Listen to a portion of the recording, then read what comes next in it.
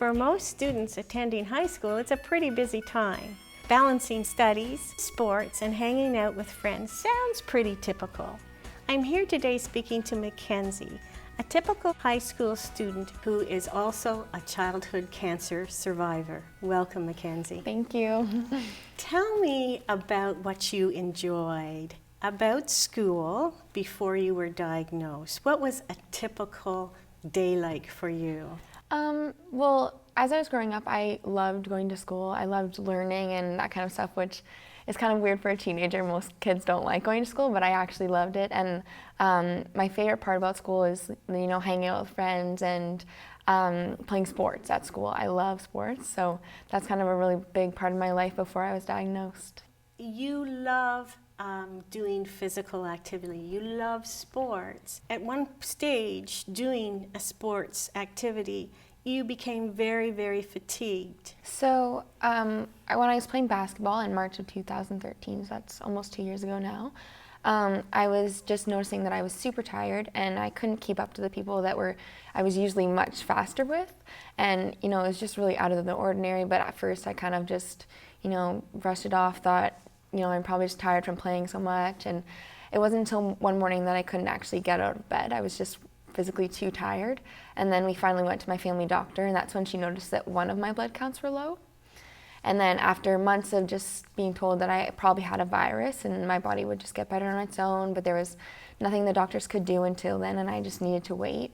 My blood count started getting worse, and then I needed a bone marrow biopsy just to see what was going on, and that's when I was finally diagnosed with myelodysplastic syndrome. When you heard the word cancer, tell me what you felt like.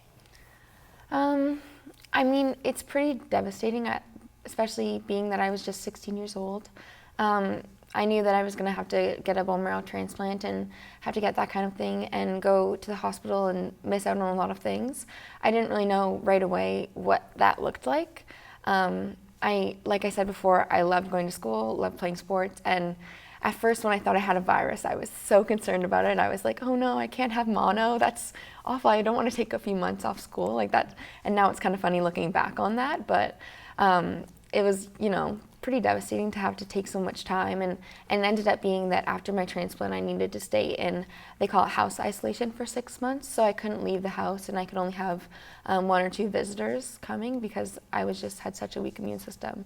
So I ended up losing a year of school and losing a year and a half of sports, but you get through it and you just keep a positive attitude, and now I made it through and playing sports again. So let's go back to the support. Who helped you through that time that you were in hospital and going through treatment? Who were those folks?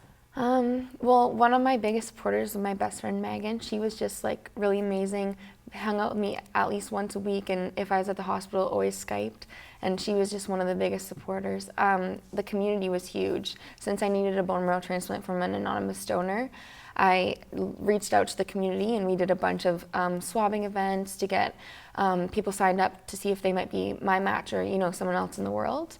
And then the supporters from the doctors and my family for sure. The last person that I would say kind of is my biggest support, and it's not really one person but a bunch, is the children at the hospital. So when you're at Sick Kids and at KGH at the Cancer Center, you can just see those other little kids, 5 or 6 years old, fighting.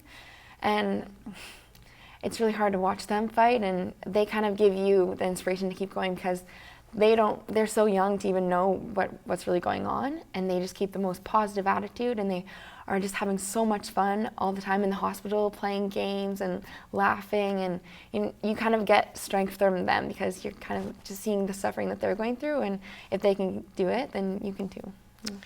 What about your parents? How did they feel initially? Well, my dad always says that having a child with cancer or with any type of disease really is all consuming. So every day you're just worried about it. It puts your whole life on hold. My parents had to take time off work. My sister took a few months off school. And it really affects the whole family and not just me, myself, going through the treatment, but it affects them because they don't want to see you hurting. They don't want to see you in pain and all that kind of stuff. They want to my parents said repeatedly how they wanted to take away the pain and help as much as they could, but obviously they can't do that, right? But yeah, so I definitely affected them, and it brings you together as a family just to push through and get through difficult times. And what about now? Now that you have been through treatments and you are back to doing normal activities, how about now? How are they feeling now? Do My you know? parents, Mm-hmm. they're super proud of me. I mean, they have seen they're the ones who I say they know what I went through better than I did myself, because I was feeling so awful through the treatments that I don't even really remember half of them, to be honest with you. So they're the ones who actually remember so specifically what I went through, and they know what happened. How many other people were waiting for bone marrow transplants? So in Canada, they say it's about 800 to 1,000 that are waiting at any time. And last year in Canada, only 50% of people found a match. So, yeah. So you were very lucky. Mm-hmm. When you found the match, what was the first thing that went through your head?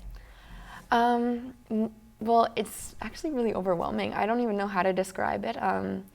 It's amazing to know that someone is willing to, people say that it's a little bit painful to donate, and you're asleep for the donation, but still you're taking time off work or taking time out of your day, and it's such an amazing thing to think that someone, went through all of that for me and to save my life. And I remember being at the hospital and receiving my transplant, and you actually receive it through just like a blood transfusion, so just through the IV.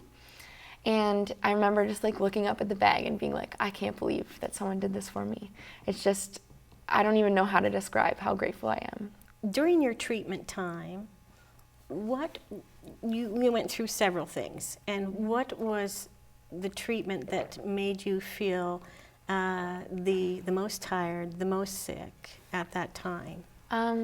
So the thing that I struggled with the most was for the transplant, you get chemo for a very short time and a ton of chemo just to completely wipe out your system of the bone marrow throughout your body.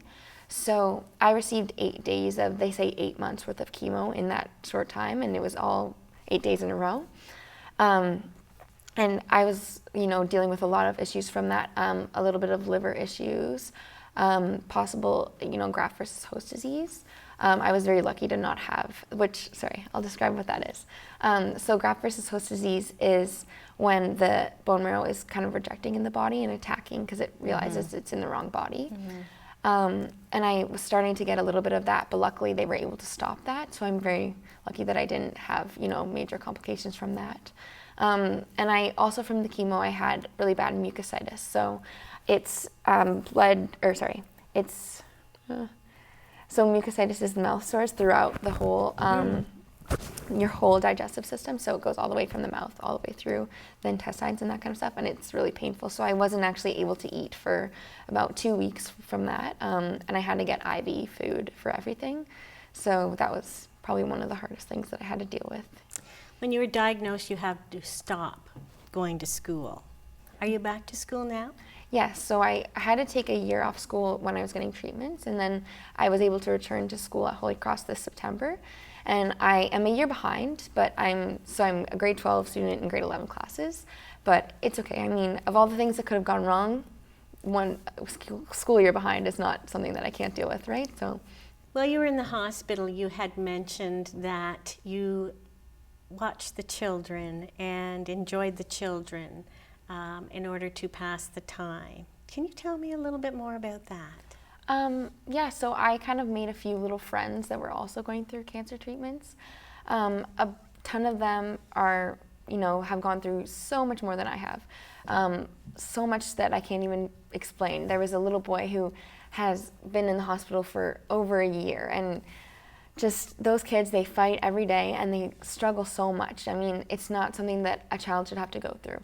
There's a little girl that she received her transplant at the same time as me, but unfortunately it wasn't successful, so she had to get a bunch of experimental treatment, and so far none of that has been working. So she's been fighting since she was 2 years old when she was originally diagnosed. She has been fighting all since then, and she's now 7 or 8.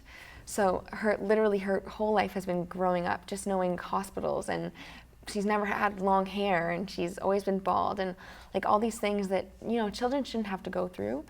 And it's really hard to see that happening, but it's amazing how positive they are, and they're always smiling. And one thing that the parents always say about them is like, if you looked at the child, you would not know that they were sick because they don't know any different, right?